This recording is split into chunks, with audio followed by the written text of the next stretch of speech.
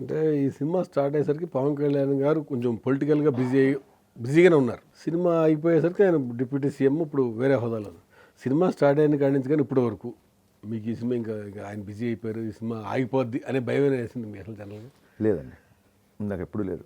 In fact బయట చాలామంది రకరకాల కామెంట్స్, రకరకాల ఆర్టికల్స్, రకరకాల జోకులు, పలానా సినిమాతో ఆపేస్తున్నారంట, ఇంకా హరీష్ సినిమా ఉండదంట, ఇవన్నీ విన్నా. నేను నా సంకల్పం గట్టిది. నేను పవన్ కళ్యాణ్ గారి బెస్ట్ స్క్రీన్ ఎక్స్పీరియన్స్ ఇవ్వబోతున్నా. అది 3 నెలల తర్వాత, 3 ఏళ్ల తర్వాత నాకు తెలియదు. I'm going to do this. ఇన్ని సంవత్సరాలుగా జరిగిన సినిమా ఇప్పుడు ఎందుకు జరుగుతుంది అంటే మా నవీన్ గారి సంకల్పం. నేను యూఎస్లో గబ్బర్ సింగ్ సినిమా చూశాను సార్, నాకు మళ్ళీ ఆ కాంబినేషన్ ఆ సినిమా కావాలి అని కూర్చున్నారు ఆయన. ఆయన సంకల్పం చాలా గట్టిది. అలాగే మా రవి గారి పట్టుదల.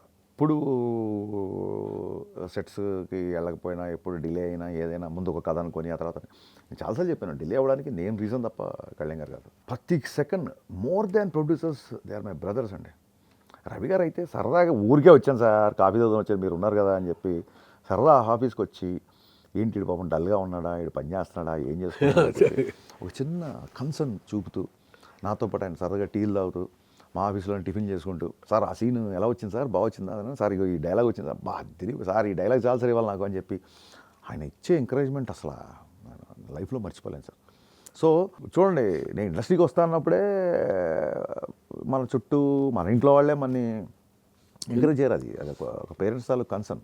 మనం సినిమాలోకి వెళ్తున్నాను కానీ ఆశీర్వదించి వీరతలకం పెట్టి మెళ్ళ దండేసి వెళ్ళినాయన అంటారు కదా. డెఫినెట్గా సక్సెస్ అనేది వెరీ అన్సర్టైన్ ఉన్న ఇండస్ట్రీ కాబట్టి తల్లిదండ్రులుగా వాళ్ళ ఫీలింగ్స్ అలాగే ఉంటుంది.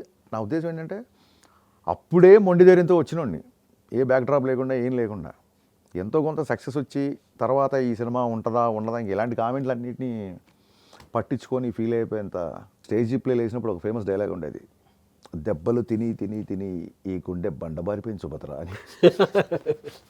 So I mean that stage. అంటే డైరెక్టర్గా మీకు ప్రెజరు, ప్రొడ్యూసర్స్ కూడా అంత పాజిటివ్ ఎవరికైనా ఉంటుంది కాదు సార్, ఏ డైరెక్టర్కైనా ఉంటుంది. ప్రిపోన్ చేస్తే మామూలు అప్పుడే ప్రెషర్ ఉంటుంది డైరెక్టర్లకి.